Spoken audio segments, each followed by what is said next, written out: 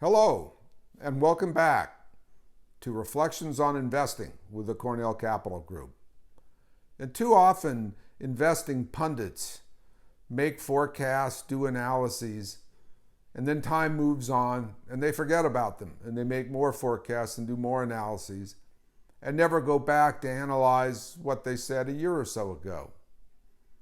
Well, we thought we'd break that pattern. In October of 2021, we did a reflections on the Howard Marks market checklist from his book on market cycles. And here's what we said. Put it all together, every single item checks on the left side of the list. Despite the choppiness in the last week or two, these are still very frothy markets, according to Mr. Marks' checklist. Well, today, we've got that checklist back.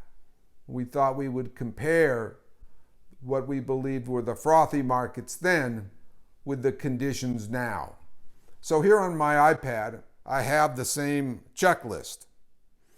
And let's just go down it. The first item is recent performance. In 2021, that was very strong. In fact, we said, and no better place to look for that than the CCG Unprofitable Index. And it shows that in the period since January of 2020, the overall market's up about 33%. But risky securities, such as the unprofitables, are up 250%. So on our checklist, the market is clearly strong. Today, the situation is dramatically different. The CCG unprofitables that had far outperformed the S&P 500 through last October have now crashed. And over the full period, their return is significantly less than the S&P 500, and in many cases, significantly negative. So recent performance is now weak. Asset prices, well, they're a lot lower than they were, but we felt that was frothy. A couple weeks ago, we did a reflections on valuing the market using Professor Aswath Damodoran's approach, and we thought the market looked about fairly valued by that measure. So let's put a little line here. It's certainly no longer high, but maybe not low. Stock market outlook, well, that was very positive in October of 2021. We didn't think it should be because the markets were so frothy, but frothy markets tend to go along with good sentiment. Now the sentiment has definitely changed. I would say yes, it's probably negative. Not as negative as it was positive back then, but certainly negative. Back then we said the markets were crowded. Mr. Marks says on the other side, they're starved for attention. That's probably too strong. I'll put a line there. Perhaps the biggest change has been interest rates. Back in October of 2021, we stressed that low interest rates were a big part of the frothy market. Well, today, interest rates have changed dramatically. So if we go back and look at what we said then, what about interest rates? Well, you have to be pretty much living under an investment rock to not know that interest rates are low. Every day we hear something about the Fed and whether it's going to taper and interest rates are going to rise and so forth. But now they're low. You can see the difference. Rates are, in relative terms, particularly high. Lenders, they were eager then.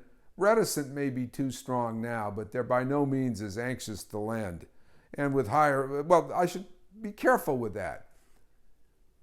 It takes two to make a lending transaction, the borrower and the lender. The lenders are willing to lend now if they can get a high enough interest rate.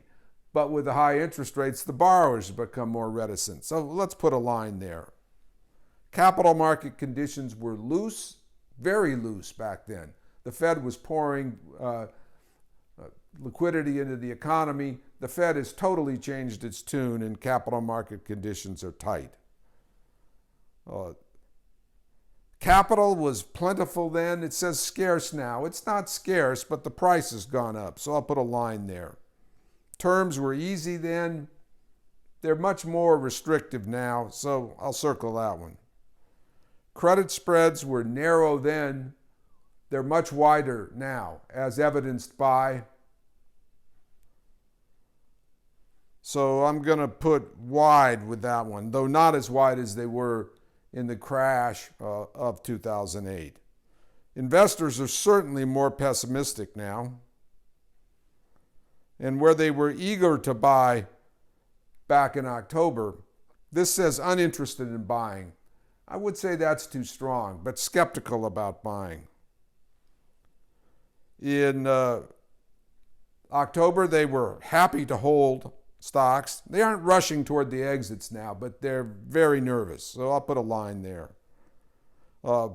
Back then, new funds were starting all the time. SPACs were the hot ticket. Now, this says only the best can raise money. That's probably too strong, so I'll put a line there. Back then, the popular quality was aggressiveness. Stocks are going to the moon. Now there's a lot more caution and discipline, so I'll circle that one. The main concern back then was buying too much. That is, from our point of view, were people buying too much? Are they now buying too little? Are things like Google and Facebook actually underpriced? Well, maybe. So I'll put a line there. Back then, they were taking too much risk. Now we think, well, I wouldn't say they're taking too little, but certainly a lot less.